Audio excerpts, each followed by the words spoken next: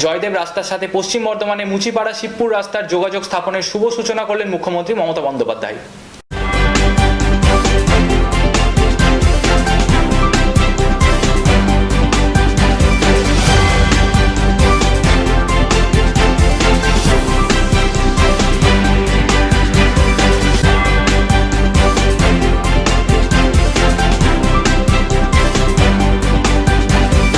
পানাগড় ইলামবাজার দুবরাজপুর রাস্তা, আহমেদপুর কিন্নাহার রামজীবনপুর রাস্তা, পানাগড় মোরগাম রাস্তা, রামপুরহাট তারাপীঠ রাস্তা, তারাপীঠ মন্দিরের মান উন্নয়ন আপনারা যারা গেছেন তারা দেখে আসবেন। 165 কোটি টাকা ব্যয়ে অজয় নদীর ওপর সেতু, জয়দেব কেন্দলি খাগড়া রাস্তার সাথে পশ্চিম বর্ধমানের মুচিপাড়া শিবপুর রাস্তার যোগাযোগ স্থাপন, পানাগড় ইলামবাজার রাস্তা, অজয় নদীর উপর আরেকটা সেতু 115 কোটি টাকা, আমোদপুর কিন্নপাড় রামজীবনপুর কুয়ো নদীর ওপর সেতু 43 কোটি টাকা, বোলপুর পুরন্দরপুর রাস্তায় শাল নদীর ওপর সেতু 16,47,00,000 টাকা, মৌরাক্ষী নদীর ওপর গুন্টিয়া ফেরুগেটের সেতু 28,45,00,000 টাকা, রামপুরহাটে ব্রাহ্মণী নদীর উপর ব্রিজ 10,25,00,000 টাকা। এছাড়াও 73 কোটি টাকা ব্যয়ে সিউড়িতে সাউথ বেঙ্গলের বাস ডিপোর উন্নয়ন করা হয়েছে এবং বোলপুরেও 1 কোটি টাকার বেশি খরচ করে বাস ডিপোর উন্নয়ন করা হয়েছে। বীরভূম জেলায় মনে রাখবেন কান্দি মাস্টার প্ল্যান প্রায় সম্পূর্ণ হয়ে গেছে। এর ফলে 5 লক্ষ মানুষ উপকৃত হবেন বীরভূম এবং মুর্শিদাবাদে। রাজ্য সরকারের কাজ এর মধ্যেই কমপ্লিট হয়ে গেছে, রেলের 2টো ব্রিজ এখনো শুরু হয়নি। অনেক এমএসএমই গড়ে উঠেছে, আইটি গড়ে উঠেছে, ইন্ডাস্ট্রি গড়ে উঠেছে, রাঙা বিতান গড়ে উঠেছে, তারা বিতান গড়ে উঠেছে, বাউল বিতান গড়ে উঠেছে, জয়দেব কেন্দুলি বাউল একাডেমি গড়ে উঠেছে, কঙ্কালীতলা মন্দির, ফুল্লরাতলা মন্দির, নান্দিকেশ্বরী মন্দির, নলাটেশ্বরী মন্দিরের উন্নয়ন, বক্রেশ্বর টুরিস্ট রিসর্ট, তারাপীঠ মন্দির, পাথর চাপড়ির দাতা সাহেব মাজারের উন্নয়ন এবং রাজ্য জুড়ে 100টি রিলিজিয়াস ট্যুরিজম সার্কিট গড়ে তোলা হচ্ছে, যার মধ্যে বীরভূম জেলায় 2টি সার্কিট আছে। একটার নাম হচ্ছে একতারার সুরে, রাঙাবিধান থেকে শুরু করে হেতমপুর রাজবাড়ি, মামা ভাগ্নে পাহাড়, বক্রেশ্বর সতীপীঠ, নন্দিকেশ্বরী সতীপীঠ, ফুল্লরা সতীপীঠ, কঙ্কালীতলা সতীপীঠ।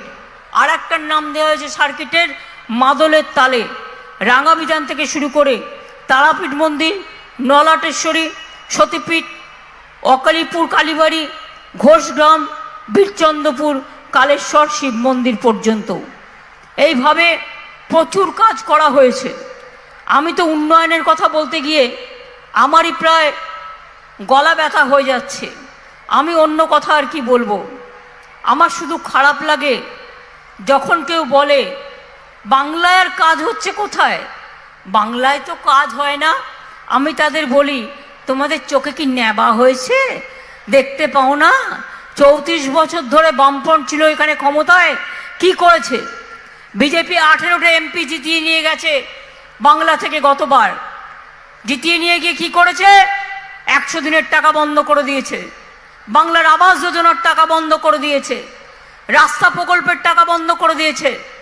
আমরা নিজেরা পথশ্রী 1 নিজের টাকায় করেছি, পথশ্রী 2 নিজেদের টাকায় করেছি, পথশ্রী 3 নিজেদের টাকায় করেছি। আমরা প্রায় 47,000 মানুষ, গরিব মানুষের বাড়ি নির্মাণ করে দিয়েছি। এবং আমি আবার বলি 100 দিনের কাজ যারা করেছেন, দীর্ঘ দিন ধরে মজুরি পাননি আমার গরিব ভাই বোনেরা, যেহেতু সংখ্যাটা আমার নজরে এসছে 21 লাখ থেকে বেড়ে 24,50,000, তাই আপনারা ক্যাম্পে ক্যাম্পে গিয়ে দরকার হলে নাম লেখাবেন যাতে কেউ বাদ না হন। আমরা 26 তারিখ থেকেই এই মাসের আমরা টাকাটা দিতে শুরু করব। যারা 100 দিনের কাজে টাকা পাননি, টাকাটা হয়তো আমার একটু বেশি লাগবে, বাট আমরা দিয়ে দেবো। আর বাংলার বাড়ি প্রকল্পে আমি পরিষ্কার বলতে চাই, 2 বছর ধরে বাংলার বাড়ি প্রকল্পে আমাদের টাকা দেওয়া হয়নি। তাও আমরা বলেছি যে 11 লক্ষ লোকের বাড়ি ক্লিয়ার করা হয়েছিল, কেন্দ্র একা দেয় না টাকা, আমাদের অর্ধেক ওদের অর্ধেক, আর ওরা অর্ধেক কোথার থেকে, যেটা তুলে নিয়ে যায় এখান থেকে ট্যাক্স। আমরা ট্যাক্স তুলতে পারি না এখন, আর সব ট্যাক্স রাজ্যের তুলে নিয়ে যায় কেন্দ্র। আর মাছের তেলে মাছ ভেজে ছবি দেখায়, घर घर में जल दिया, बोल जमीन किसने दिया, गांव में जल पहुंचाया कौन, पानी पहुंचने के बाद उसको मेंटेनेंस करेगा कौन, स्टेट गवर्नमेंट। अर्थात 25% তোমরা খরচ করছো, আমরা 70% খরচ করছি, আর তোমরা অ্যাডভার্টাইজমেন্ট করে বলছো घर घर में जल पहुंच रहा है, पर घर घर के जल में तो नहीं, तुम जिनिस का दाम बढ़ा रहा है, प्राइस राइस बढ़ा रहा है, डीजल का भाव बढ़ा रहा है, पेट्रोल का भाव बढ़ा रहा है, प्याज का भाव बढ़ा रहा है। आज किसान लोग रास्तों में जल रहा है, किसान लोग आज रास्तों में मर रहा है। আমি কৃষক আন্দোলনকে স্যালুট জানাই এবং জানিয়ে বলি, দেখুন এত সমস্যা নিয়ে কাজ করি, বিজেপি চেষ্টা করে সব জায়গাতে গিয়েই কোনো না কোনো একটা ইস্যুকে খাড়া করে একটা ঝামেলা বানানো। কোথাও আদিবাসীদের সাথে মুসলিমদের দাঙ্গা বাঁধায়, কোথাও হিন্দুদের সাথে মুসলমানের দাঙ্গা বাঁধায়, কখনো শিখের সাথে খ্রিস্টানদের দাঙ্গা বাঁধায়। আমাদের কৃষকরা ধান উৎপাদন করেন, তাদের আমরা বলি অন্নদাতা, তাদের ধান থেকে চাল হয়, সেই চাল খেয়ে সবজি খেয়ে আমরা বেঁচে থাকি। অথচ দেখুন আমাদের এখানে ওদের কোনো অসুবিধে হয় না, অথচ পাঞ্জাব জ্বলছে, হরিয়ানা জ্বলছে, দিল্লি জ্বলছে। কৃষকরা যাতে পৌঁছতে না পারে রাস্তায় ট্রাক কিলার মানে টায়ার কিলার লাগানো হচ্ছে, যাতে কৃষকরা গিয়ে পৌঁছতে না পারে। আমি তাদের সকলকে আমাদের সমবেদনা জানাই।